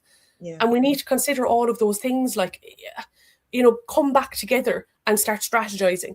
You know, like, and I think that part of that strategy is, and let me just say this to those who are watching and listening, part of that strategy is also, people use your positions, your skilled positions. Yes. Yeah. To start to change things. So if some of you need to get into politics, do so. If some of you are architects, I don't care what your line of work is, you are an influencer. Okay, don't wait for LinkedIn to call you an influencer before you know you're an influencer. Use your influence in each of your communities to start to shape change. Now, I want to put this question to the panel. For somebody watching tonight who believes what's happening in Palestine is wrong, but is afraid to speak out, what would you say to them? I want to give each of you a minute each. What would you say to them? Somebody who thinks what is happening in Palestine is wrong, but they're afraid to speak out because they're kind of scared of what you've all been saying is happening to you, right? What would you say to them, Hamid? So I'll probably make it in less than a minute. So essentially, who wants to look back in 20 years' time, or when they are on the, you know, deathbed, and say, well, I should have done that. I should have spoken. And I've spoken to people who actually were closer to that stage in their lives, and they told me the things that they wanted to do, but they could not do it. It's like, if you don't stand up now, when will you do it? When you're 80? If you get to 80, what will you tell your children or your grandchildren even, right? How can you justify that? So that is one thing. The other thing is, this is just a short life for all of us, you know. Many people have lived on this earth, they died, and then we replace them, and there will be people who will replace us. So it is a short period of time. We need to make the best of it. We need to make it better for the next generations, for the next people. If we don't do it now, when are we going to do it? Well said, my brother. Well said. That is a grandchild of the Nakba speaker. You better listen up. Aisha, did you want to go next? Yeah, just only because it follows off of Hamid's point quite nicely. And I think my answer to anybody watching who is fearful, I think it comes from two places in my identity. The first one I think will relate to everybody, and that is they are doing it to the Palestinians in 4K for the first time in history. We are watching a live streamed genocide. It's got to a point where I actually cannot, I can tell you categorically it's in the thousands, but I cannot tell you how many children I have seen with their brains, just specifically with their brains hanging out. Okay, I have children of my own, and I went through a period from 2023, 2024, where every time I looked at my own children, my brain would go there. And I would see the gaunt bodies of dead Palestinian children. So for that reason, how, like, following off from what Hamid said, if they can do it to them in worldview, what makes you think it's not going to happen to you? That's first part of my answer. The second part of my answer comes from my identity as a Muslim. So I understand that this will only relate to people who believe in a higher being, whether that's Muslim, Christian, Jewish, whatever. But for me as a Muslim, hey, I've made mistakes, right? I'm not a perfect Muslim. So when they came with a warrant saying suspected extreme Islamic beliefs, I thought, wow, you should have been here 5 years ago. You would have went straight back out the door. But you know, we make mistakes.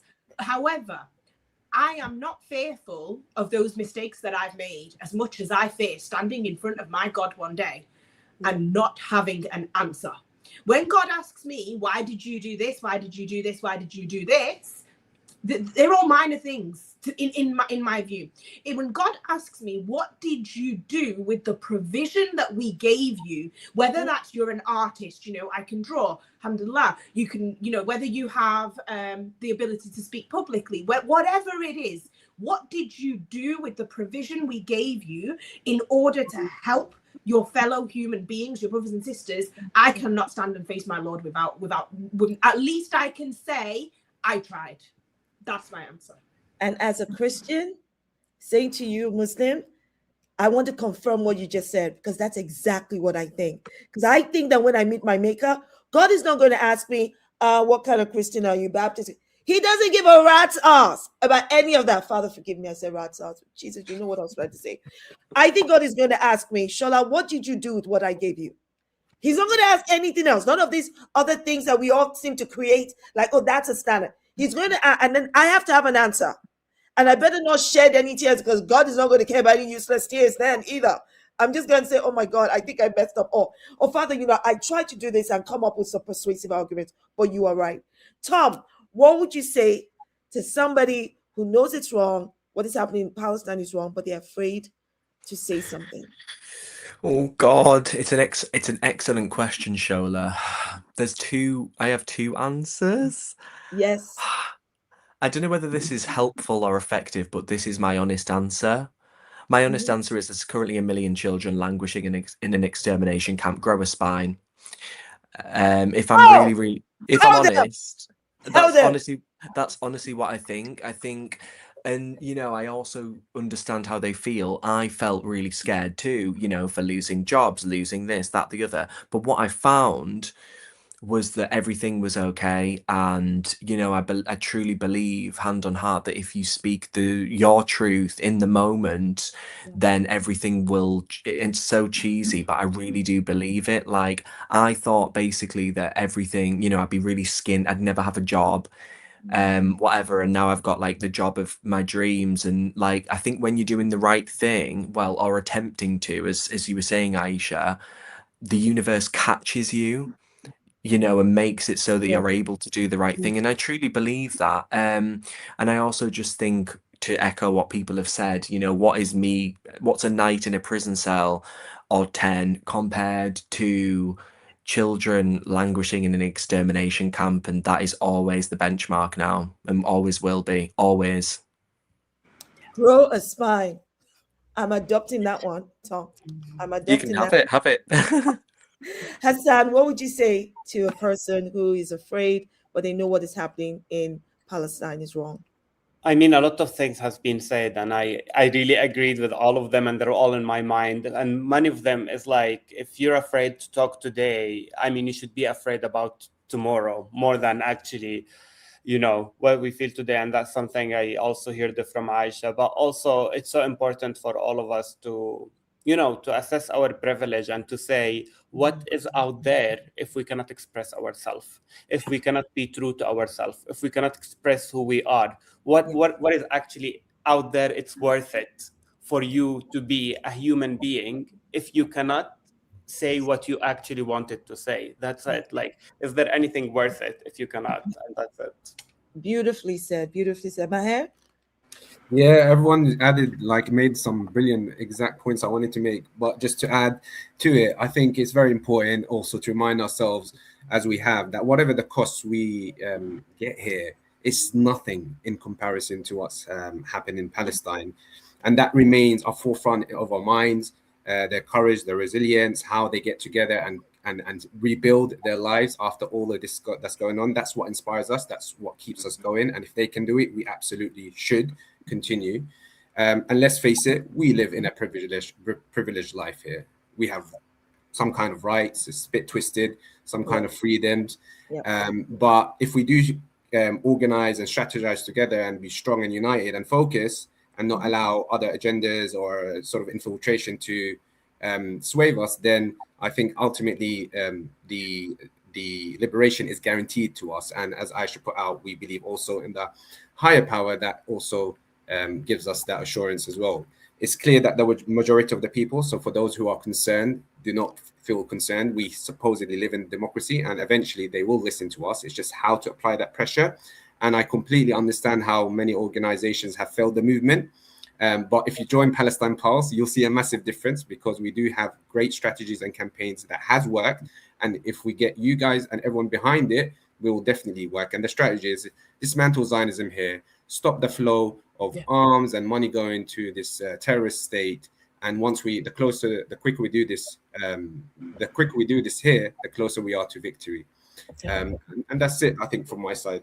Oh, sorry, one last thing. Legal action is very important to hold people accountable here. So when police or anyone Zionist who have wronged you, take action, take legal action. Do not complain for no justice if you're not taking action and making complaints.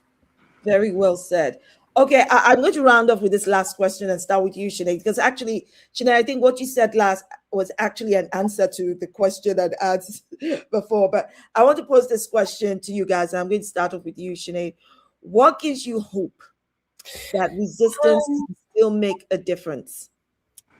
I suppose, to go back to the last question, what people can do, because I had something in my head beforehand.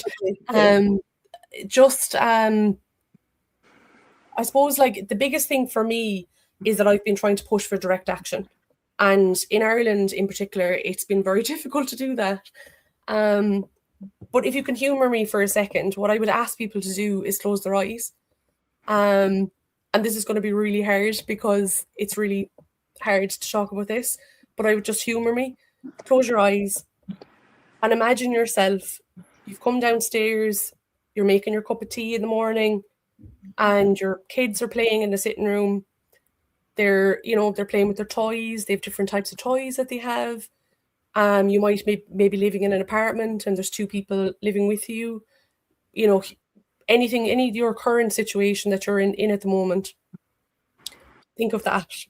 And next thing, there's a big blast. And your whole life is completely taken from you. Everything you've worked for, everything you've done in your life has been completely obliterated in a second, in a heartbeat. And if you have kids, they're gone. They're living under rubble, and they're no longer able to hear your voice of reassurance. They're no longer able to see you're not able to see their hopes and dreams anymore. They've been taken away. And you can hear their cries and you don't know where they are, and you're trying to get to them, and you're panicking and frantically looking for them. Your husband who was in work comes and he's the only survivor. Sorry, he's with you, standing next to you.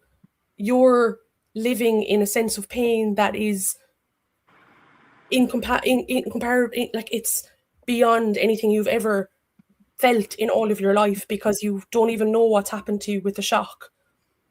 And your husband is screaming the names of your children. You wake up, if you want to, I open your eyes and imagine yourself in that situation. Imagine yourself surrounded with that level of depravity and devastation. Sorry, it's really warm at the moment, so I'm not really able to do that properly, but imagine yourself in that situation. And what would you do afterwards? How would you take action? Would you do the things that you're doing? If your family was completely taken from you, if your 2 kids were taken, if you had lost your limbs as a human being, what would you do? Would you stand back and just allow Western governments who caused this in the first place to just keep going and keep doing what they're doing and use all of these different mechanisms of tactics? Or would you take action for people that have gone through it? And I think people forget the human, the humanity in it. We're so lost in figures and facts about, everything that's happened, that we forget that we're all just human beings. Yep. And we all want to live in this planet safe, yep, and with a life in front of us. And I know that sounds so cliche, but we all deserve that. And the Palestinian people are just human beings. And if you can't see that humanity, no matter what religion you are, as Tom mentioned, if you can't see that anything that exists within you, if you can't see that anymore, you're a robot. You've handed yourself over to robots, and you're no longer human. And that's something that people need to comprehend and come to terms with, because what Palestine Action is doing right now, all of those activists, that's what we need to be doing right now, myself included. Direct if you're not prepared to do it right now, you need to get yourself prepared and get yourself into, a safe position where you can take on the entity that is Zionism and imperialism and whatever you want to call it, neoliberalism, capitalism, times 100. You need to get yourself into a situation now, a mindset where we need to be moving forward. We need to start thinking about, we've seen how powerful our Palestine Action have been. Yeah. And they've led the way. So for the last 5 years, they've led the way and they were always there. And that's what we need to do right now. We need to be at that juncture. All right. I think that definitely gives us so much to not just consider, ponder, because a number of things that you've all said is basically feeding the thought to provoke action, that whatever it is you need to do in whichever position you're in. So I know we're also time, and because I'm sure some of you are thinking, she did African time on us. Did she say in the email to be 30 minutes to an hour? She drew us in, and now she's doing African time. It's over an hour. What's she doing? So I do want to pose this last question to the panel, please. And I'm going to start with the Palestinians on the panel, because I think this question is probably very, very close to your hearts. What gives you hope, Hassan, that resistance can still make a difference? I mean, the joy that Palestinians have every day, regardless of everything is happening. The way we experience joy, the way we experience love, the way we dance, the way we continue every single day, celebrate life. It tells us that we're fighting and we're resisting for a reason, because we deserve to have that joy of life. And that is going to keep giving me the hope that we still, and honestly, it looks better on us than anywhere else in the world. Thank you. Well said. Well said. Hamid? Thank you so much. I think, we all have to kind of remind ourselves that history repeats itself. So if you look at Nat Turner, you look at Nelson Mandela, you look even at Gandhi, they were all, at some point, they were all labeled as terrorists. Now the names, they have been described for eternity. Everyone knows them. But at the time, they were vilified. And this is also the Palestinian time. So we and our people and our resistance is being vilified. The other thing is, which again, we have to keep reminding ourselves, you look at the British Empire. It was an empire that spanned over I think 1/4 of the whole world for 400 years. You look at the Ottoman Empire, 600 years, and they all collapsed. They all went. Roman, Greek, it's all the same. You know, you get a peak and then you get a fall. Nothing will remain the same. Nothing will remain the same. It will change. Yeah. So this is what people need to be kind of reminding themselves that, okay, this is just a time. It will pass. What have you done? Yeah. Will you be ashamed of what you've done? Or will you be actually, you know, have your chin high up and say, yes, this is what we are. Yeah. And the other thing is, you know, as long as there is one Palestinian breathing, we will win. Victory is ours. The future is Palestinian. It's not Zionist. It's not Israeli. Future is Palestine. And that's it. Well said, my brother. Maher? Yeah, I mean, I can't beat that. I mean, I would also add that without any resistance, there will be no Palestine. Without any resistance, we wouldn't be here. I mean, some of the things that, as we've said before, are resistant from our resistance, you know, has brought us in where we are, and we shouldn't forget what brought us here in the first place. And as Hamid said, you know, the direction is Palestine. We're all here for that. It's at least it's clearer now. Before it was diluted. They spent so many hundreds of millions to twist and lie, and now everyone can see black and white.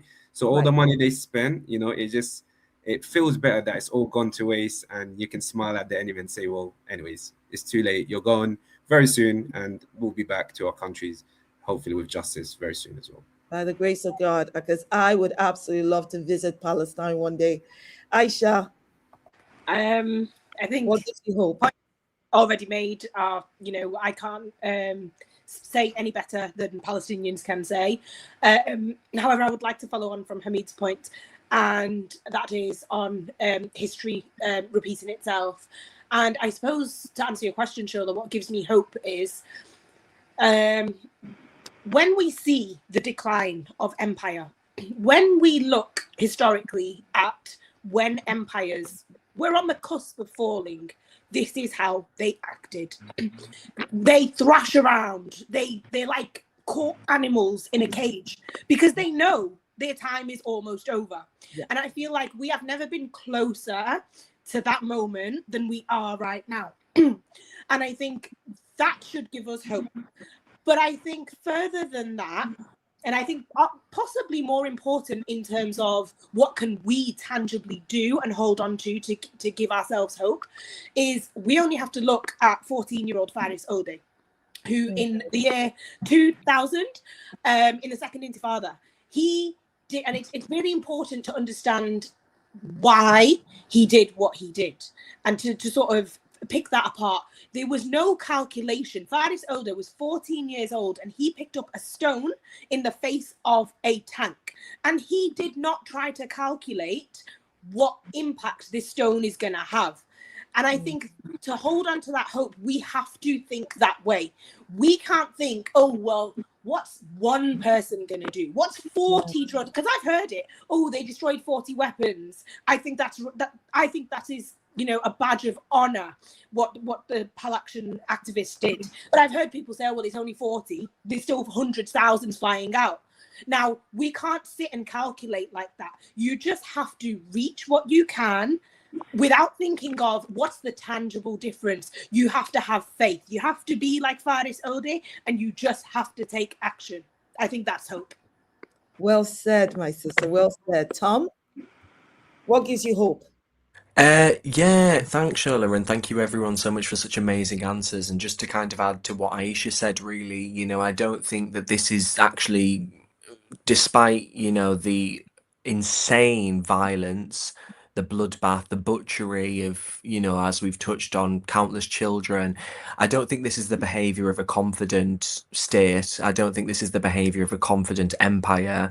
I think the Zionist colony is cornered, actually, is what I think, because what propped it up, as people have touched on, is a story, right? You know, yes, of course, weapons, governments, power, whatever else, but ultimately I believe that the strongest kind of tool in the Zionist toolbox, if you will, is propaganda and the story that Zionists told the world about what they are, what Israel is, and things like that. And I think that's collapsed completely. So I think it is a matter of time. And if the Palestinians, frankly, can, remain in Gaza, in the West Bank, in 48, Israel, although I reject that notion, to be honest, I reject the kind of concept. If all Palestinians in all of the occupied territories pre-1948 can, live, find joy, fight on, then so can we, and Palestine will be free. It's coming. I can genuinely feel it. Love that. Thank you so much for saying that. And Sinead, I'm going to come to you next. I was just going to say, though, quickly that up until last year, I was one of the two-state solution. But I can't remember what it was that I saw. Something, another one of these atrocities, that something in my brain snapped. I mean, thank God the brain is still there, but you know what I mean. Something in my brain snapped, and I went, a two-state solution is never going to work with these people. They're literally stealing and killing under our noses, violating international law. What we need is one state, and that state is Palestine, period. Like it was before 1948. Right now, for the last 6 years, it's been one state called Israel, and it's been a failed colonial state. And that's where I am at. Shola, like, with the whole two-state solution, right? That, like, because we've faced our own colonization, right? If you were to ask me as an Irish person, as my ancestors, right, it's like a spit in the face, this whole two-state solution. Like, it is literally the most insane provocation I've ever heard in all my life. Like, as in, imagine someone asking us, right, to live next door to someone who is literally raped us, like, and pillaged us. Like, exactly. Actually, you know Exactly. With dogs. Exactly. Like, imagine that. Like, you'd want to be genuinely.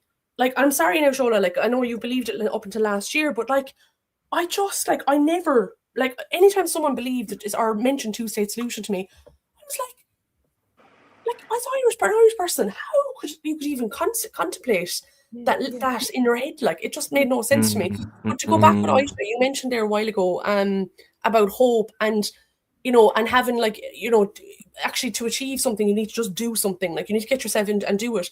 Hope is a verb with its sleeves rolled up. And I think I can't remember the exact person that said that, but it's so true. Like, you just need to just do it. Just get like, and like, as in people like my family and everything have all like disassociated themselves with me because I'm the terrorist of the family now, And I'm crazy. Like, I'm sorry, like, but like, I know in my heart that I'm doing the right thing. And I know in my heart that when it comes to about 10 years later, you'll say to me, oh, Sinead, I should have done what you did. Call me a terrorist all you want, like, and the fact that I'm even being called a terrorist for holding a sign, I'm sorry, like, but I'm a supporter of terrorism. Like, the Palestine action activists are the terrorists. I'm not the terrorist, as in, it's just, it really pisses me off how much, as someone mentioned it, I can't remember who mentioned it, but the level of propaganda that they just push out there. And it's absolutely exhausting. Sorry, I'm absolutely shattered at the moment because I'm sweating like buckets. But, it's fine, I can keep talking, like, but it's just no. For me, hope is basically doing something. Like, for me personally, that, and I don't know about anyone else that's going to be listening here tonight, like, as in, whatever your idea of hope is, it's obviously going to be different to mine. Everyone has their own different mechanisms of thought, right? But for me, it's doing anything that I can, and in my capacity, because I'm very sick at the moment. Like, I'm not well at the moment. Like, I'm undergoing like a lot of stuff in the hospital and stuff. Sinead, this is what you're like under the weather. Yeah. Hello, 100% girl, because you are fire. I never thought I'd get so many hospital appointments in my entire life. Like, genuinely, like, it's ridiculous. But as in, I know that when I went over in August, and did that, it was nothing. It was a blip. Like, it was a civil disobedience act. Like, it was just something that I hopped on a plane and was like, and I decided last minute I was going to do it. If someone who has nothing can do that, you're so capable to do something, like, and more. Like, to sit there and I met the most wonderful people out of that, the most imaginable people, where you can see the collectiveness within that action within itself. And that in itself, like Francesca Albanese mentioned about the two-state solution, I would love to see her being involved with Defend Our Juries. I would love to see that, because it'll send a message that she has changed her mindset as well, and that she's so well regarded within within the movement. Is she to an extent? for one state? Is she there's obviously elements of people that are disagreeing with some of the things she said, but yeah. Pardon? I asked if she was two-state or one state. She was, like, at the beginning, yeah, she was very much a two-state. And then, as far as I know, she was, someone had mentioned about the fact that she was against Hamas and against the resistance at the beginning. She had mentioned some things, but then that she changed only in the last year. She's kind of changed her mindset as well. So that just shows, as you said there, let's call it Hamid. I'm probably saying the name wrong now, and I'm so sorry, Hamid. But you mentioned it. About the mindset changing and about sorry, no, give me a chance. You mentioned about the fact that people are starting to wake up to that reality. I can't remember, was it yourself or someone else that had said that? I think that for a lot of us, we went with the general. The general, so when I came into understanding what Zionism was, the language out there was two-state solution. It was this, that, and that seemed to be coming up from the reasonable people. Do you see? So you'll be thinking, okay, if this is something they've been working on, but then Zionists and Israel teach you there will never be a two-state because we control all these people, and we keep stealing the land. They tell us every day we're taking Lebanon, we're taking it, and that's how I realized. They're playing us every single time they say two-state solution. It's a lie, and all these so-called political leaders know it's a lie. Yes. So, and anyway, guys, I'm cognizant of time, and I know. One more thing, actually, Shola. Sorry to interrupt you. It was one thing actually that I really, I met this Congolese man, right, and it's actually going off what Aisha you said, right, is that this Congolese guy was like, oh, why aren't you talking about Congo more? Why aren't you talking about Sudan more? Why is it just Palestine that you're all talking about?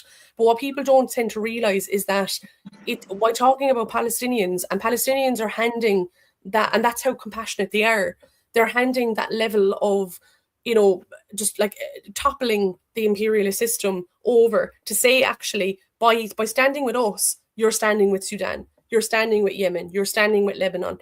And that's why the Palestinian revolution, for the Palestinians that I've spoken to, and it could be completely different, obviously, from Hamid and for Maher, and for everyone else here, and Aisha, it could be, and sorry, I'm trying to remember all the names, it could be different for you, in terms of, like, but for the Palestinian people that I've mentioned, they're like, well, actually, I would rather see other people getting involved, people from Congo, people from Sudan, and all of us uniting together to try and enforce, and that's my hope, is that I hope that happens.